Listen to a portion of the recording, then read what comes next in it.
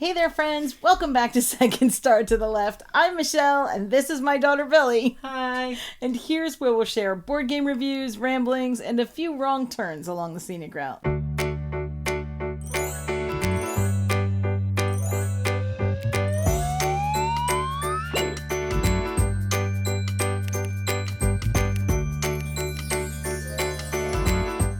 Back with one of our favorite series on this channel, and that is Small Space, where we talk about the small box games that we've been playing lately.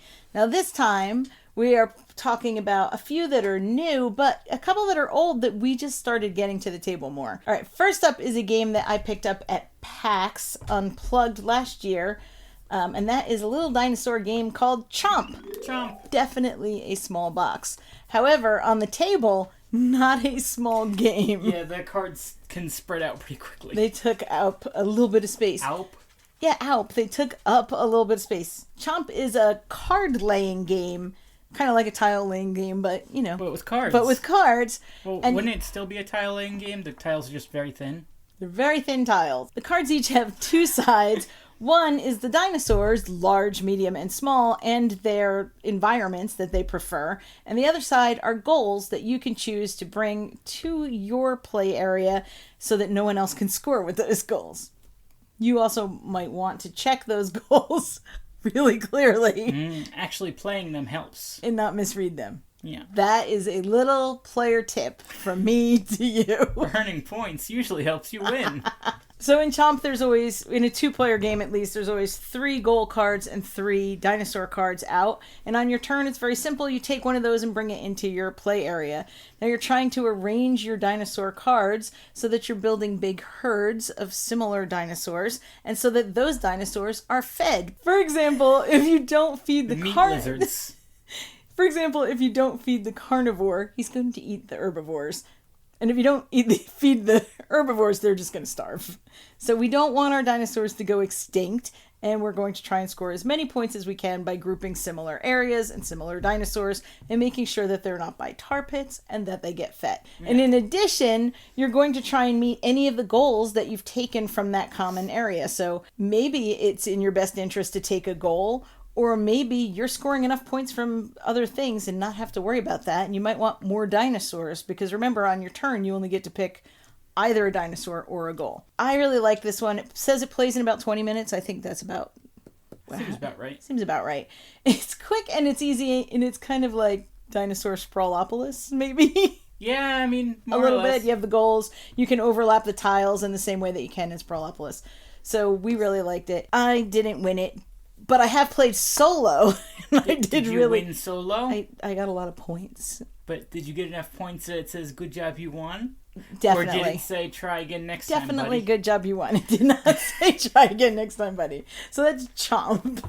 The next game I have been playing a ton of on BGA, Board Game Arena. So if you're on there, jump in and I will play. Definitely. All you got to do is invite me. And if you want to know how to join our group, go ahead on our Discord and all the information is there, along with people that are asking for partners to play games. So there's always a game to be played. This one is Trailblazers, and all we are doing is connecting loops of trails for biking, hiking, and kayaking. That sounds relaxing, doesn't it? No. Well, I mean, in theory, it would be, but not with us.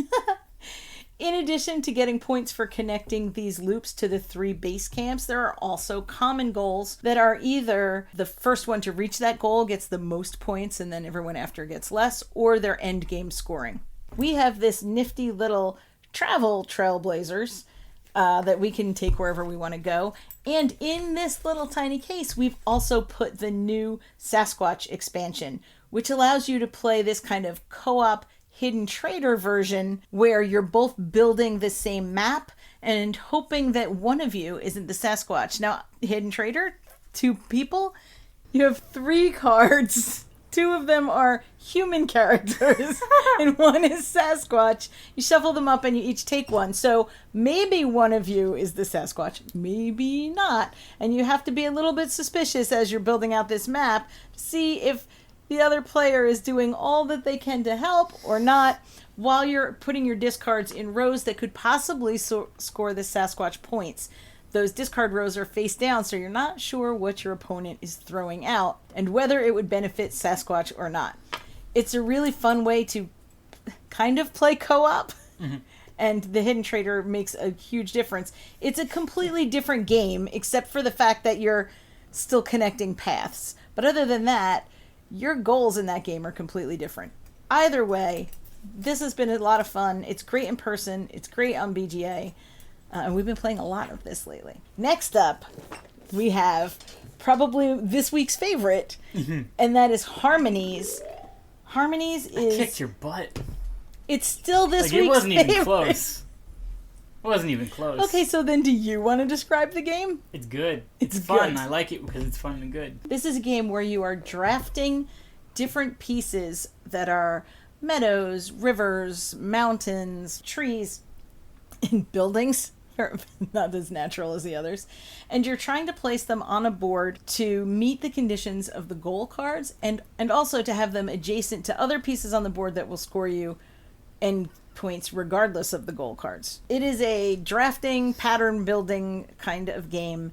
It is very... You gotta have like good like pattern seeking skills. You have to have some good spatial reasoning. And that's where I excel. And that's where Billy is much better than I am. However, I really enjoyed this one. I love that I can draft pieces away from you and still take them to my benefit. Can you though? I could if I was paying attention to what you were doing. Another player could, but can you though? People in general could draft pieces away from other people. I love you, Mom. I played this solo a half dozen times or more, and I played it with Billy. Billy beat me, but solo I did pretty well. It works well at both 1 and 2. We haven't played it at a higher count. This one is new, and there is a little bit of that, like... recency bias? Yeah, just a bit. Yeah. But I think this is the kind of game because it doesn't take long, there's hardly any setup, and while there's a lot of decision-making space, it still doesn't take that many spoons to play. You can play it. And it's beautiful. The cards are absolutely stunning. They are. And yeah, it was a surprisingly, like, low spoons game. For all the decisions that you make and all the patterns you have to build, I didn't really feel like... But that could be something specific to me because it's... I don't know, for other people, maybe it's not. But for me, it was very easy. Take that as you will. For Billy, it's a low spoons game. But Harmonies has been lots of fun for us. The next two are so new that they are not out yet. And they are related. They're like siblings or cousins.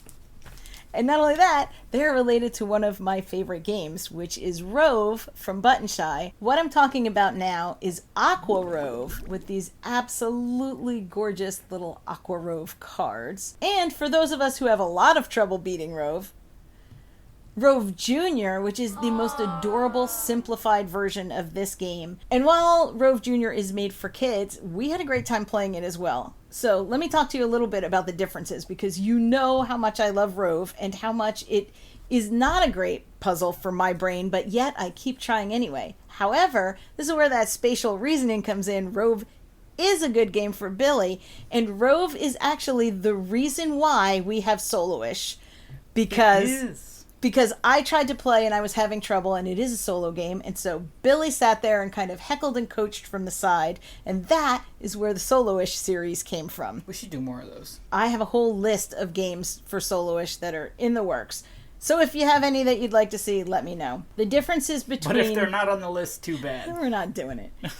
You don't know.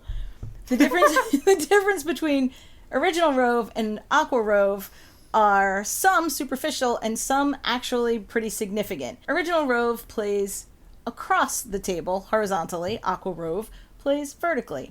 That's really not that big of a difference, except just visually.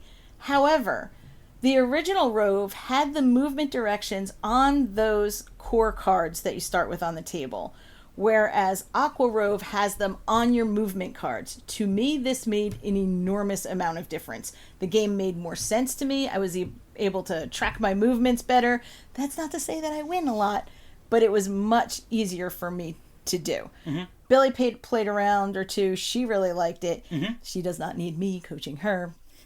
Whatever. As for Rove Jr., it gets even simpler. You have the hand of cards just like you would in the other Rove games, but instead of telling you which way to move and how many spaces, it just tells you which color card that you can move, and you can move it in any one direction as a legal placement. It's still a challenge to manage your hand, just as in all the other Rove games, but it's a lot easier to do. Both of these are fantastic. The Kickstarter has now passed. It was very successful, but keep an eye out for late pledges or go onto the Button Shy webpage and see if it's available for sale in a little while when it is published. If you don't have any of these Rove games and you like spatial puzzles, definitely check these out and see if they are for you. Let us know down in the comments what small box games you've been playing lately and what we should keep on our radar. Thank you for watching. If you like what you see, or if you'd like to keep watching until we get one right, then like, subscribe, and share. As always, open tables, open minds, and play yourselves. Bye. That camera is super crooked. It wasn't. Oh, look at the top bar. I know, but I can just lean through the whole video. If I get up, Navi's gonna get up and the barking will commence. Alright, well, we're just gonna have this one at a Dutch angle. You're a villain now. Want to redo the intro, or are we just evil for the intro? We're evil for the intro. Okay. Okay. Let's get so started. Get so started. Yep. What was that? I don't know. That was just, I'm getting tired. Because, for example, if you don't feed the Carnosaur, he's gonna eat the herbivores. Except they called him a Carnosaur.